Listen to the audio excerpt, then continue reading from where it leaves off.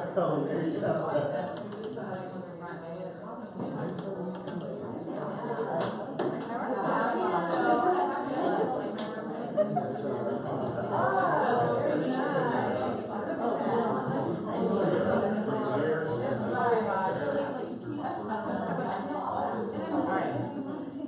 think it's recording.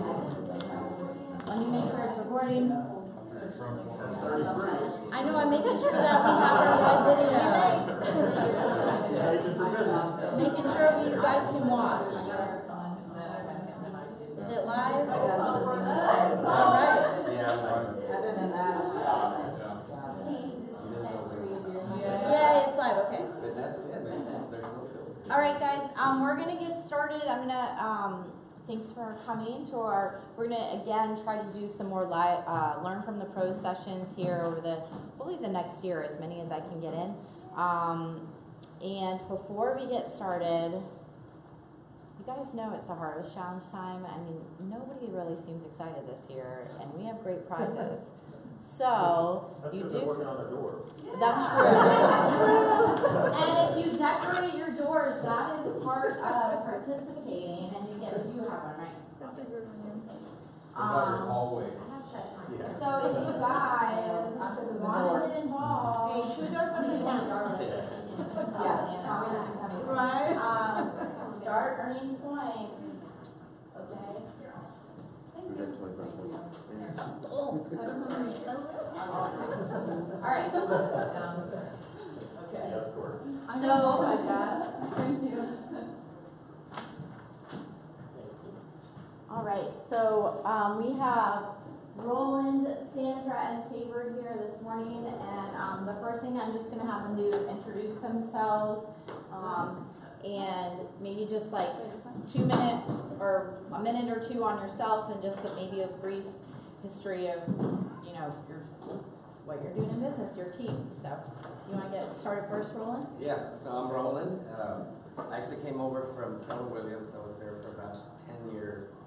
And then before there, I was at Century 21 for about 9 years. And then I'm here. This is my first year, our first year anniversary this month. So, we have a team. We have a team that's very small. We have actually 4.5 people on the team. One's a part-timer, so part-time. So we have a transaction coordinator, Sandra. We have my son, Roland Jr., who's a buyer agent. And then we have Olivia, who is the buyer transaction coordinator. And then we recently hired Cassidy, who's Laura's daughter, as a part-timer helping us with listing system. Like I said, we've been doing this now for almost 20 years. My background is actually counseling. Some of you don't know that or not, but I'm a licensed therapist. So I did marriage counseling, family counseling, and that's helped a lot in this business to read people. The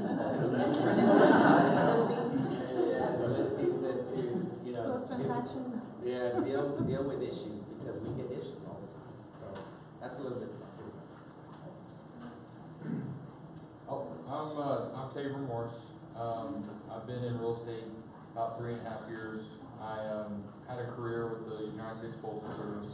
I was a city carrier, and then I said, you know what, I'm gonna go try to make some money for my efforts, and instead of working 60, 70 hours a week and collecting a paycheck every 2 weeks, I thought it'd be fun to chase commission checks and everything else, but it's not as steady. But at the end of the day, came over here from started my real estate career thinking, you know, I'm gonna burn the place down. We're going to set the city on fire and everything else, and we don't need Keller Williams or REMAX or anything like that. And so I went and worked for a buddy, and soon figured out that the name, the brand, everything else that comes with REMAX was something that I really wanted, and my business really took off from there. So I've been here almost 3 years now, and as soon as I got over here, I soon developed a team, and kind of went from there. And so now I have 2 agents underneath me, and then an assistant. And just trying to grow, you know. So that's what I do.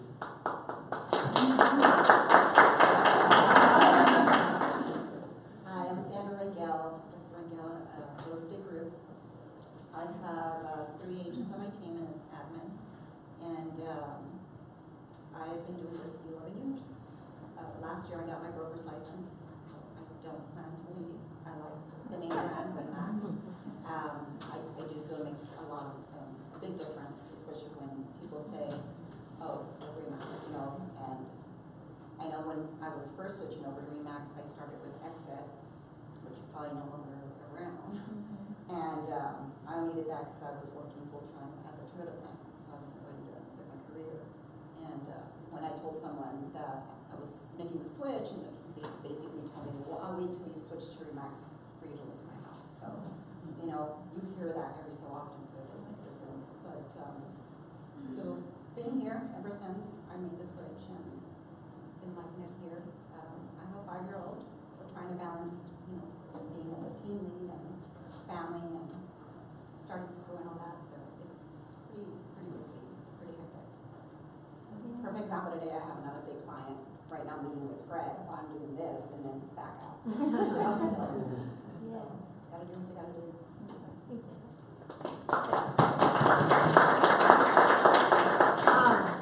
And I do want to preface a couple things. So I'm going to be asking them some questions, and then we can open it up for questions. One thing I do want to let you know is I did tell them any commission structures, how they pay their agents. They don't need to answer. We're not going to answer those questions. If you want to find a time to meet with them and ask, you know, how do you have your team set up, that's fine. Contact them out of this class, but I'd rather avoid that part of it. And you know, everybody has their own way, and so really talking to them about it and figuring out, you know, if you're going to start a team, what works best for you is a great idea. We're going to avoid that part of it in this class. So my first question is, at what point did you guys decide to start a team? In other words, you know, how did you decide to transition from being an individual agent to starting your team? And whoever wants to go first is fine. You don't have to keep going in a row.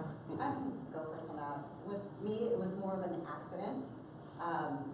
When I came full time, I hired an assistant just to help me with the day-to-day.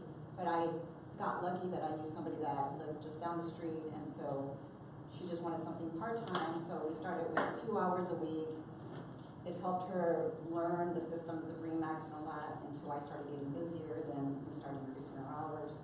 Then after that, it just happened that I decided to, you know, purchase into some leads, and I needed some help for the summer. And so then I kind of partnered up with someone that was here before, and it just worked out. So things that I couldn't handle, he would handle, and that's how I ended up becoming a team. So then after that, it was more, you know, I had people asking me to be on my team. I had one of my friends, I convinced her to become a realtor. And then at the same time, there was a sales counselor that was no longer going to be a sales counselor. And I brought him to meet with Kate, and then he's like, well, I want to join your team. So it kind of accidentally started growing. And so it's just trying to, you know, being a team lead, you're not perfect. So it's like you're learning how to make everything work. And I'll probably be learning something from them as well. So mine was more an accident, but I would like to be able to share and help them move forward. Raised them your whole life. So. Well, when I first started real estate, I actually got in by accident because I never wanted to be a realtor. Even today, I think I'm not a realtor. I didn't want to be a realtor. My wife wanted to be the realtor, but she never finished the classes, and I did. She asked me to help her through it so that she knows I'm the type that I start and finish. Well, she never finished, and I did. And I had a license, and I ended up working. But I started my career with Craig Owen back in the day. Craig actually sold me my house back about 28 years ago. I'm still in the same house today. And I remember one morning at 2 o'clock, it was 2 o'clock in the morning, we were sitting at Jim's, and he was talking about real estate. And you know, I'm not going to handle this. There's no way. So I switched. I left Craig, and I went to go work for a guy by the name of Jim Faulkner. I'm not sure how old he is, but he was Center 21. And I stayed with him for a while, and then a bunch of us left Northside, Center 20 Northside. We went to Jeff's Smith. And David Earler and I were on the same team. And I remember working just buyers. I was just a buyer agent. And I got so busy that I was just getting so frustrated and burned out. And I decided at that moment, this is something that I can't do this. I'm gonna have to do it on my own. So I went out on my own, and the first thing I did was I decided, this is something I've got to change. I've got to get in the system. Because if I don't do this, I'm gonna get burned out.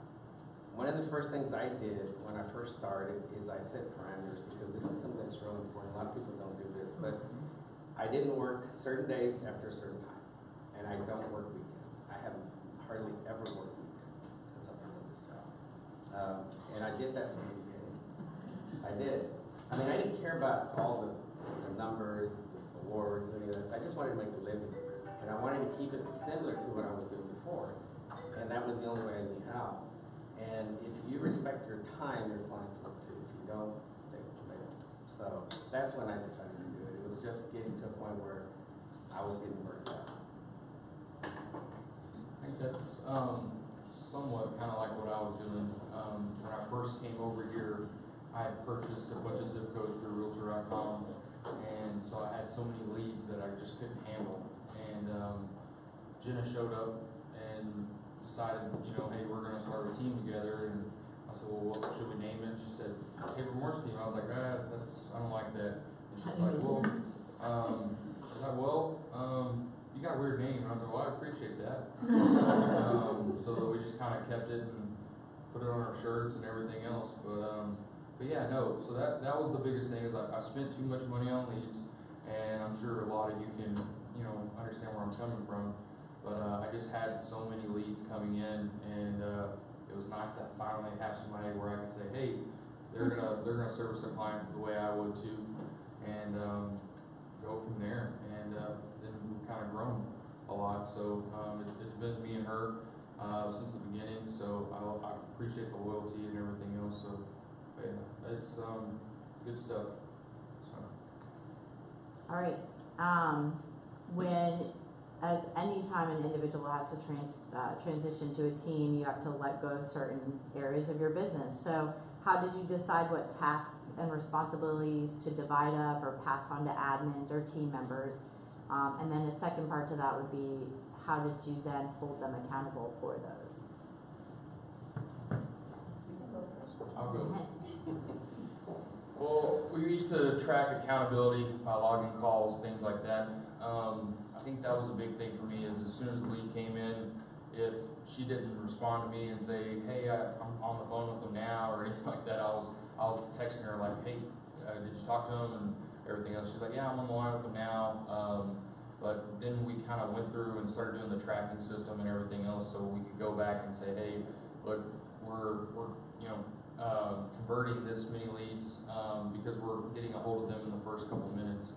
Because usually, when I was buying leads, I'm competing with somebody else that's getting the same text message and everything else. So it's like I gotta be the first in front of them. And then, when I say I'm with REMAX, they're like, oh, he knows what he's doing, because he's a REMAX agent. And I was like, well, I got him fooled because I wasn't even a year in when I first came in. So, but I, still wet behind the ears. So. One of the first things I did when I started real estate is I used the system to create the business. This is where my background in counseling has really been good for me, because when I was doing counseling, I don't know if any of you have done this, but I had to write grants. And if you ever write a grant, you have to be very specific on how things work. So what I did is, and we actually have it upstairs, is a flow chart of how everything works from beginning to the end, and all the little things that can happen. That is what we use to determine responsibilities. If it falls into this little path, this is yours. If it falls this way, it's mine. And so there's no guesswork about who does what. We use what we call the general systems theory, and that's a social work model. But it works for real estate for me. Anyway, I know how to use it, so I created that. But it's all systems based. In other words, everything has a purpose behind what you do, and there's got to be responsibility and accountability behind that system. So that's what we've done. Well, with me, when I first started with an admin, it's hard because you feel like you need to do it all. And it's like, no, I have to touch this. So that's the biggest struggle with starting a team and being okay to have your admin help you. And as long as they're doing things that not a licensed person can do. And so once you start doing that and giving them that, then you have some more time available to do the things that you need to be doing. With the accountability, this past year, I had a past client of mine that was in between, work, and I bought into a sync system. And so I used her kind of like an ISA. She would make the calls, convert them, get them connected with the agent, and then follow up that the agent followed up through with the process. Did you call them? Did you meet with them? What's the latest? And she would put the notes and things like that. So, I agree with Cornejo that you need to have the systems because that's what's going to help everything flow. And so having her during that time, it really helped because she was making sure that every lead that was coming in was being followed up on. What is your process for bringing on a team member or hiring a staff member, and what do you look for when you are hiring those team members?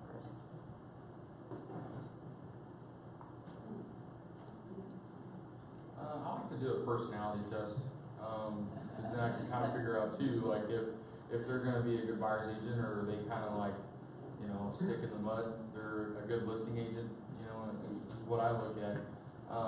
But I want to help them grow their business too. That way we can all grow together. I'm not going to put somebody out to fail.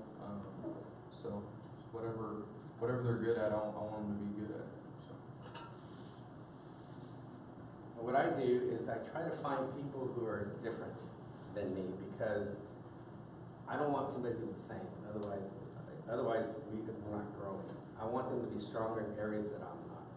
So one of the things we did, and actually I made copies here, is the last assistant I had, who was my listing assistant, she was just going to be with us for a few years, and she was, because she was leaving the area. But we actually gave her this personality profile. That's an actual task that we use, and that's her result.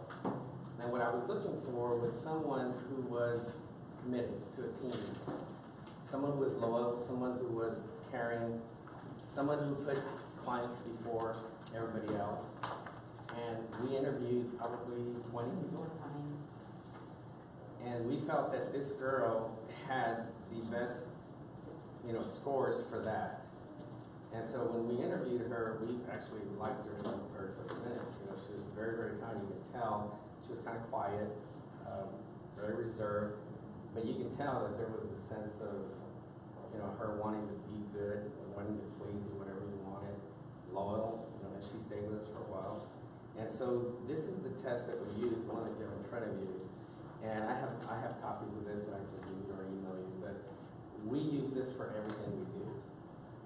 Sandra took this test, my son took this test. I make sure that whoever I use, that it meet what I'm looking for. And if you don't know what you're looking for, it's hard to use this test. So you got to figure out, okay, what do I want? How do I want to grow? What's the first person I want to hire?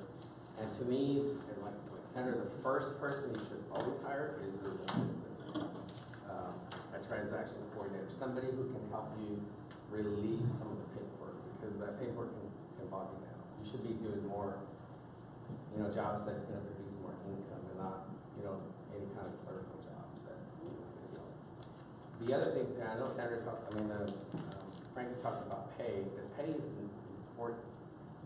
And you don't have to pay them a lot, you just have to pay them right. Sandra has been with me now, I think 13, 14 years, and she loves her pay. But she doesn't make a lot of money as a salary, she makes a lot of bonuses, and that's where you need to reward them for doing good. And that's what we do, and she loves it. She won't leave. I tried to retire this year, and she wouldn't let me. So, but she won't let me because she does good, but she works hard, and she's loyal, and she's committed, and that's because of these tests here.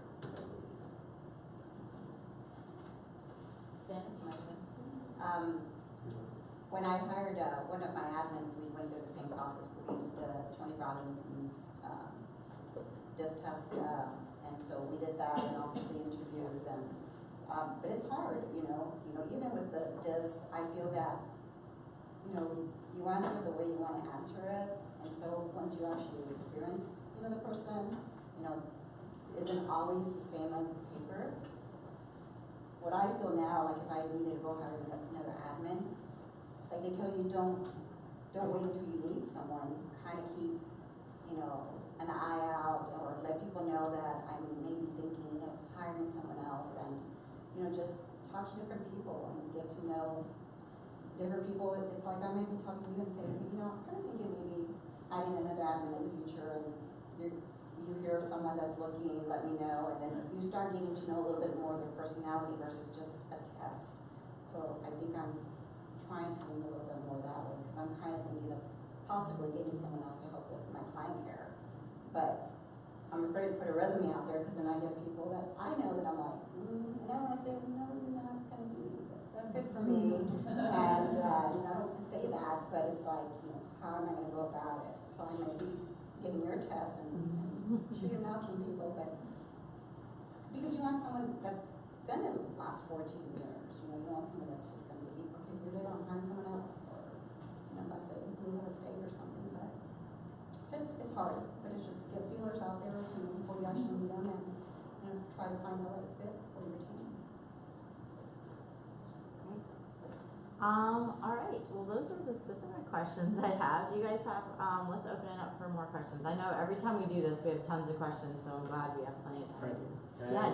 Add To what you were saying, I think one of the things that helps too, and I've done this in the past, is if you're gonna hire someone and you're the only one making the decision, I would get a few people that to sit on the committee and help you decide.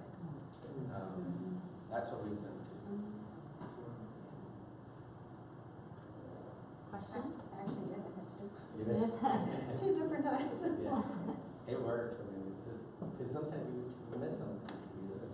Yeah. You just hear the very things. So Junior passed the disc profile? No, we flubbed it, but higher. Right, and I did. I have a question. So, your assistant answers, like if you have leads that come in at night, do they answer those leads at night too? I mean, because the leads come in at all times. Well, mine You do. catch them. Mine do, because I have it set up that way in the pay. Okay. So if they don't, then no, then they don't deserve bonuses. That's me, but I'm not sure. I handle everything after 5, 6 o'clock, because I want them really focused on making calls and stuff like that. But I always go in and put my notes in that I contacted them at 1:04 a.m. or whatever, because if a lead comes in that late, and believe it or not, if you just send them a text message, because they're online, they're on the website, so if you follow up that time, more than likely you got to strike while the iron's hot. So I've always had I've had several closings that was 1, 2, or 3 in the morning, but I can see that they're online, so at least shoot them a text message.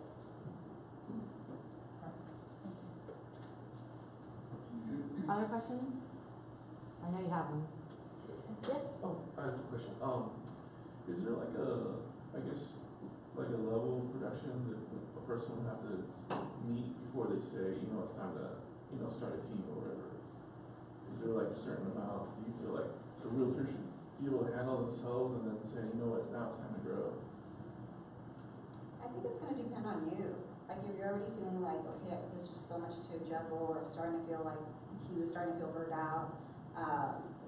With me, I just saw that I was starting to be busy, and I know during that time Kate had some business coach from Austin, and that would talk to this, and kind of brought up getting someone to start helping you, and don't wait until it's too late, and so that way it was a perfect opportunity for me to start getting an admin, kind of part-time. I think I started her 10 hours a week, and that was good for her, and then we increased it to 20, and then it was like 30, and that was good. But I didn't see it as a waste that I didn't really have a lot for her to do it, because I had to teach myself, like, okay, give that to her. She can do that. Don't have to touch that. So that's going to be the biggest struggle, is not doing it knowing that, having the confidence that they're gonna be able to, handle what you're giving them. And then at the same time, there's so many trainings, so many systems we use that there's things to keep them busy. Sending them to the classes like the MLS class and, the REMAX, classes that they have, the fast start awards. Yeah. I think the right time to hire one is when you have your systems in place. Because now you know what to give them, like Sandra was saying. Right.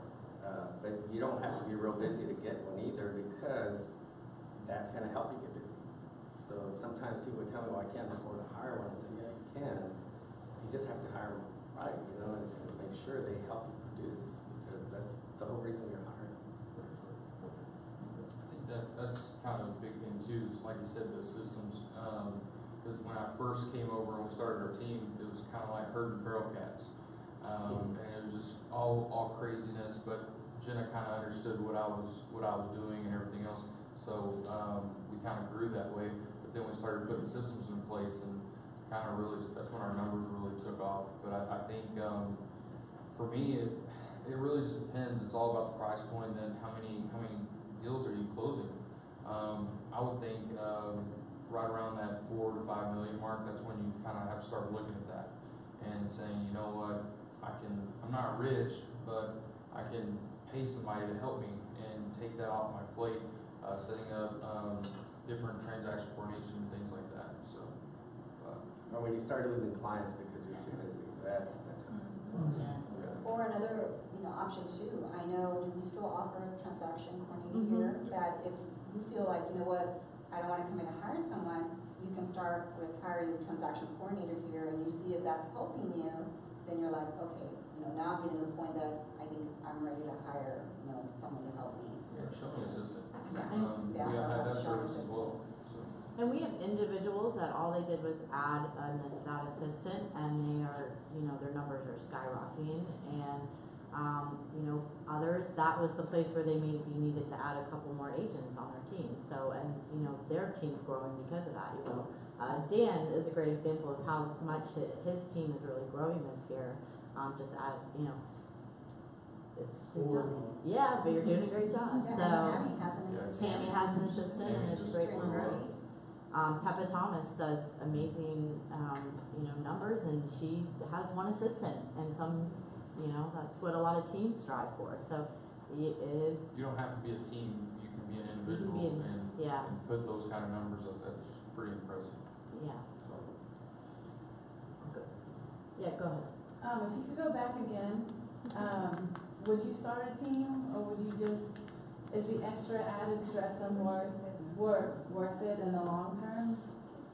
They're like, oh, do we say this in front of Like our team is here. So Jenna might be watching me right now.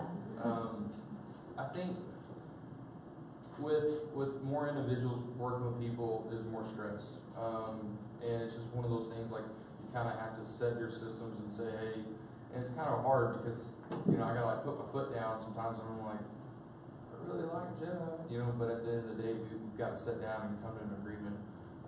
Because it is, when you're working with individuals, everybody's got their own, and we've all had buyers where, the parents show up at the house, and they're like, this is all you can get for $200,000? I'm like, this isn't West Texas anymore, So, but I think that's the biggest thing is like, find somebody that you can trust, and they're not going to take off with all your leads or anything like that. But I think of course, reward them too. In the pay structure, everything else. Jenna's killing it. She's almost outproducing me, and so she lets me know about it, and that kind of keeps me accountable. So, but that's just kind of something that we butt heads. We're a 30-year-old and a 29-year-old kind of going at it, so the millennials attack, so. The other thing I would do too, like you mentioned, is I'd have an associate agreement between you and your buyer agent to make sure if they leave, the leads stay, or they go, make sure that's all in writing. But I probably wouldn't do a team. I had a team because it was built in, it was a family, and they all wanted to come into real estate, and I created a team. But That's why purposely I have not hired any of the fire agents. It's just my son. And I don't want any.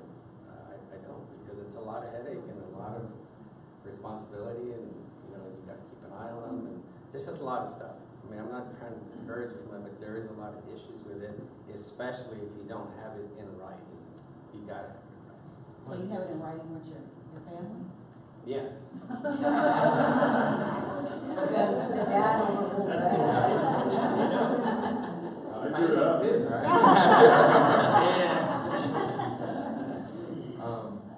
And that's the other thing too, is you're held accountable, because your name's on the contract, and things like that. So any lawsuits, we've had to pay for a lot of repairs, you know, the commissionectomies, which thank God I think we're past those now. But especially with new agents, when you're bringing them on, you've got to pay for their mistakes, and you got to learn from it. So, I think that's about it. I think if I could go back, I'd probably try to do his structural style, just maybe have one buyer's agent and just keep it small, you know, versus, you know, having more. I'm not trying to grow big. The other day I met with a team, he has 16 agents. That's awful. It's a brokerage. It is. Yeah. So I was like, that's too many. Dan, you had a question? My question is, what, if you can, in a short amount of time, what does your assistance do for you? I hear, okay, what you don't want to do. And you have systems in place and they do certain things, stuff like that. In the last year, I've heard assistants doing listening agreements, buyer's package, making phone calls, making appointments. And it's overwhelming to me to say, hey, I need to hire assistants to do all this stuff. And I'm just going out showing houses, what it sounds like. And before you guys get started, I will say we do have a couple of resources for anyone to hiring assistants that are not licensed, so you do have an idea of what they can and cannot do. Is that something you want to make sure you're not getting in trouble, that they're out there doing open houses without you and things like that if they're unlicensed? But yeah, go ahead. Well, I'll answer that, I guess. I'm very blessed to have a great team. I really am. It's family. You know, my son, my daughter-in-law, and then Sandra's like a daughter to me now. But when we first started, like I said, the systems that we put in place were, I brought most of those in, but we tweaked them as a group to say this would work a lot better. But you have to feel comfortable with the group. So what we've decided to do is my son Roland takes care of all the buyers. I don't worry about buyers. If I get a buyer lead, it goes to him. You know, I don't mess with buyers at all. My daughter-in-law will help Roland with all the paperwork, getting everything done, making sure transactions go through on the buying side. All the things you have to do for a buyer, that's what she takes care of. You know, and she makes the calls for the buyers and that kind of stuff. Sandra, my assistant, she's a transaction coordinator. So the minute we have a contract, that's when she steps in. She doesn't do anything before. She takes it from contract to closing. So she calls surveyors, appraisers, title companies. She sets up closing time. She gets VAs all done. She gets anything having to do with the contract to closing. Cassidy now takes care of all my listing stuff. So if I go to a listing appointment, get a listing, she sends them all the paperwork. There's a procedure that even the way they call and talk to him, the first few words that come out are structured. They're set. So that's what she does. Sends paperwork out, sets up the stagers, sets up the photographers, goes measures of the house, puts the stuff on the MLS, the websites, puts a sign, lockbox, takes it down. That's what she does. She's running around, so I'm not doing that. So you used to do that. I used to do all of that. So Sandra wouldn't do that. So you used to do that, now she does that. Right. Sometimes when we're short, like when this girl that was with us left, we stepped in, all of us. Olivia helped, my son helped, Sandra helped. We all help because we're a team, right? That's what teams do. But that's not their role. It's defined. That's what you got to do. You have that written down, their roles. I think that's where we're trying to grow too, you know, and getting information from these two, That's where I'm kind of like putting my processes in place and everything else, and how I want my team structured. Do I want one listing agent, one buyer's agent, and then if we grow, do we want more buyer's agents, things like that. But I like the structure of Roland and how disciplined he is. I don't take phone calls after this. I don't work weekends. I mean, of course, we all want to do that. You know, we want to spend time with our family on the weekends and watch a football game or whatever. So, but that's something I've really taken from Roland, just in our meetings and stuff like that. But I think that's where we're all trying to get to. Because I feel like when you first get in real estate, you get a lead, and they're like, oh, I want to see this house. I'm outside the house right now, and it's like, okay, well, where's it at? And they give you an address, and it's on the south side, and you're like, 5 o'clock traffic, you know, you don't want to go out there, but that's just what you have to do at the beginning, you know. And I mean, we're all trying to get to that point. But like I said, I think listening to these two, that's kind of where I'm trying to go before I turn 30. About one. You know, we used to, back when I started, they used to call the realtors that just drop what they were doing, run, get somebody, take care of it, and not structure their time. They call them Pop-Tart realtors. They just pop up and go. I mean, and we all sometimes have to because we got to make a living. But if you structure it right, you don't have to do that. But that was me, like, when I didn't have my son and my husband was working evenings, and I'm like, shoot, just go now, you know? And so, but that worked for me. I was okay with that. And I wasn't, you know. Until you get real busy. Yeah, and then you get busy. Then I had a Pop-Tart wife. Now, it just happens that I rarely show weekends. I rarely show evenings. You know, it's very rare. But it's not because I'm telling people, I'm sorry I don't do evenings, or I'm sorry I don't do weekends.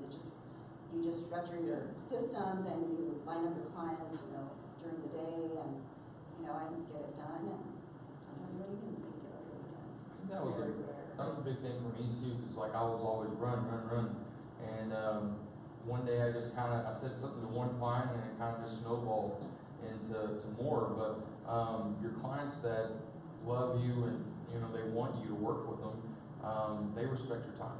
They respect time with your family, things like that. Because I had a client last month. She said, I said, well, I'd like to spend some time with my family on this weekend, because I've been working with you for 14 days straight, you know, I've spent more time with you than my family. And she was like, oh, I thought you were just married, you didn't have any kids. I was like, well, my wife, my daughter, my family, you know, so, but I think that when you set that expectation with them and just tell them up front, you know, this is what I got going on, and they respect your time, you know. So. And put it in your message on your phone, because that's what we do. Roland's message, my message, Olivia's message. But if you call after 7 p.m. or on Sunday, we won't return your call till the next business day. It's automatic. We don't do that. And then having the assistant transaction coordinator, what I like about my assistant, I'm out and I have one buyer, then I'm jumping to the next buyer, or whatever the case is. It's helping where I need to draft up an offer. Roseanne, okay, so I'm telling her what to fill out on my contract. Once it's done, she forwards it to me. I review it, then DocuSign it, or meet with my client. And so it's helped with the team where they can't stop and they need to draft something up. That's where our assistant starts filling in whatever we tell her to fill in. It does it for us, sends it to us, we look at it, then we handle it from there. But now I didn't have to stop, you know, until I was done with my 700 client to then now send an offer in. So it's helped me tremendously for that. But it takes a little bit to trust them to do that, right? Yeah. Because it took me a long time to let it go, like you were saying. They missed a spot for a signature. Well, and that's why I still have her send it to me after she's Right. done, and then I just kind of look and spot check, and I'm like, okay, it's good. So DocuSign it. Did that answer your question, Dan? Did you? Yeah. Okay. Thank you. More questions? It's like, you won't realize what you have until it's gone, you don't have it. So I'm like, she's on vacation right now for these 3 days, and I'm like, I was like, okay, I gotta make a listing live. I'm like, what? Put it in your agreement that you can't take breaks. I gotta DocuSign the offer that just came in, my client, I'm like, well. So, my question is, I feel like I have something, but the first one is with the team aspect. Like, I feel like one of my biggest fears is, I don't know if it's necessarily a control thing, but do you feel like when you start adding so many people, like you mentioned that other person with the 16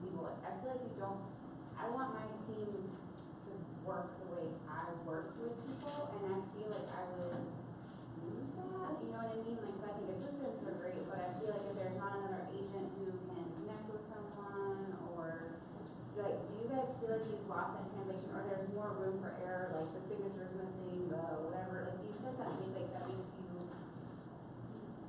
not look I as think professional? I'm gonna have more people on the team or come from more agents. With me, it's not so much that, it's getting everybody to be as busy as you are. I think that's my biggest struggle, that I'm out there busting my butt every day. You know, I have a husband, I have a 5-year-old that I have to stop and get from school and all that. But I'm busy, so I expect my agents to be as busy. So we all have families and things like that, but it's like, where do my leads come from? I'm prospecting. You know, there's fear. You know, I don't pay for leads. We don't do leads, and not right now. But even at that, it's like, you know, work your sphere. But that's the hardest part, is making sure that they're all, you know, working and being as productive as you are. Because then it's like, you know, what's our point? You know, you're going to do one deal every 2 months, 3 months, and go on your own. So that's the struggle. Because then it's like trying to figure out, well, you know what, we're not fitting as a team. You know, I just let someone go last month because of that. I was like, it's not working. Do you have like a minimum, like if you need to do like one transaction a month, you have to do that? On my contracts, I have at least 2 a month. At least 2 a month. So to me, it's not much to ask for. So I'm not doing 2 a month. I'm like, how are you paying your own bills? So And I think the accountability comes in if you have regular meetings with your team, because if you have weekly meetings, we don't have meetings because we're so small, but you know, if I was going to grow this team, I would say, okay, we're going to meet every single week, and we're going to talk about all your files. We're going to talk about how many you have under contract. We're going to talk about how many prospects you have, and what, you know, we're going to have a chart that we're going to have to hit every single month. If we don't, then we have to find somebody else. So you have to be that way if you're going to run a big team, because to have bodies there doesn't make you any good. Right. It's not good to have bodies there. But if you have a chart, and this is just accounts for me, but I want to have these charts so that you can see the growth, and you can see the line that you've got to be above this line, because if you're not above this line, then we got to talk. And they know that. and one thing that we started doing, since sometimes, you know, we're not able to get in the office at the same time, and we wanted more of a motivational weekly thing. Rick has this like the webinar, and it's pretty neat because he'll invite us, and we have like the split screen, and we see all of each other as we're talking and discussing. Like we just had one yesterday discussing. I had just gotten a repair quote, and so I was on the road while we were having our things, but we were still able to do it, and we're talking about, you know, what's coming up of our next, you know, event for Thanksgiving. So it wasn't anything, you know, documents, but it was like we were still able to meet. So I like that. So it was really good. Yeah, team building is important. We actually went, where did we go? What's that place called? That we went where we had to escape out of that room? Oh yeah, Senate room. The exit room. And you know, the funny thing is that all 4 of us had been together a long time. This assistant here, the results you got was with us just shortly, and you could see the difference in personalities because of how she acted during that time. And so you learn a lot about people. If you have a team and you want to take them, that's a great place to be. Because That's how you should decide they should be on your team. She can't even get out of the room. But you know, you learn about how they act, and you're going to learn how they're going to act in a certain environment too. Because it's the only one that does personality tests. Yeah. How you act throughout the video. Yeah. It's run by like, they It does started it during it? Yeah, they evaluate you during the whole thing. Yeah, and they tell you about each one, about who's the leader, who isn't, who's the follower, I didn't know who's the one that was a loner. So you learn a lot about that stuff. Steve, you had a question? Yes, where do you find your employees or real estate agents? What source online or? The real estate agents? It's just more people approach you, you know, word of mouth. How did you find me? He was on my team for a while. To be quite honest, when I got here, I just went to the best agent in the office and kept going to her and saying, hey, can I do open houses? So she could get to know who I was, and likewise, so I could get to see who she was, improve my worth. so that it wouldn't be just, hey, give me an opportunity. You already see who I am. Am I a good fit for you? So that's what I did. So he came on board for a little bit and helped me for a while, and then, so it kind of worked out like that. I was like, he's a worker, so I'm like, okay. That's the biggest thing, is everybody wants to join a team because, oh, they're paying for leads, they have leads, you know, all this stuff, but now it's like, you know, what can you do for me? How can you help me grow my business too? Because I want somebody that's gonna get in there and, you know, they're gonna do whatever we gotta do, you know, cut the grass, whatever we gotta do on a listing. You know, clean up the hallway or whatever. We just need to, I think that's the thing, is everybody wants to make more money, they want to put the work in. So. But it's difficult, that kind of falls the same as an admin, it's like, you know, once you get to know someone and you know, how they work and things like that, because, you know, I brought someone on board that was like cheerleader and very motivated and all that, and we're like, wow, you know, a lot of energy, and once they're on the team, it's just like, what's that energy? It's like, it's like a front, and so it's like, so that's how I feel like sometimes this test is just like, it's just a front, and then once they're there, and it's like, giving you the tools, and you're not, so it's hard. But there's nothing online where you advertise for assistance or anything? No, I mean, Facebook, you know. You can do it on your website and Yeah. things like that, but, I mean, most of those, if you put something out there, even on Facebook, they're gonna say, hey, my buddy's hiring, you know, Tabor's hiring so-and-so, and, you can make a lot of money. Oh, are they gonna work, you know? Cause I think that's the thing, is if you got a 20-hour work ethic, you're not gonna make 6 figures, you know? So. And if you guys need like descriptions or things to put out there, we do have some resources for that. Even Commissions Inc. actually already has landing pages that have descriptions for admin assistants, and buyer's agents, that you can share that landing page and, you know, put it out certain places. Of course, you'll still run into what Tabor's talking about, but if you do need a resource for that, we have that. Well, everybody wants the secret sauce recipe, you know, Yeah. and I think that's the thing is, yeah, because like I mean, I'm a poor kid from North Texas. I didn't know anybody. I knew 2 people in San Antonio when I moved down here 11 years ago. They're my sister-in-laws, and I've helped one of them buy a house, and I will not work for family ever again. That was oh man, I thought I would be bald or gray-headed. It's a lot of work, and I think that's the thing, is like, there's nothing I do that's secret, you know. I just feel like I'm gonna work my ass off, and I'm gonna do whatever I need to do. But I feel like there's people like, oh hey, so how'd you do this? And well, I went out there and I knocked on doors my first year, and it's kind of funny because we have some of those that I helped them with a rental. They're coming back and saying, hey, you know what? I know you don't work renters, but I'm ready to buy a house now. But they remember me, but I set that expectation, is like, I can't drive you around town for $200, you know. But now they're coming back and saying, hey, I want to work with you. But at least I was upfront and honest with them. So. Someone told me to use Wise Hire, get an account.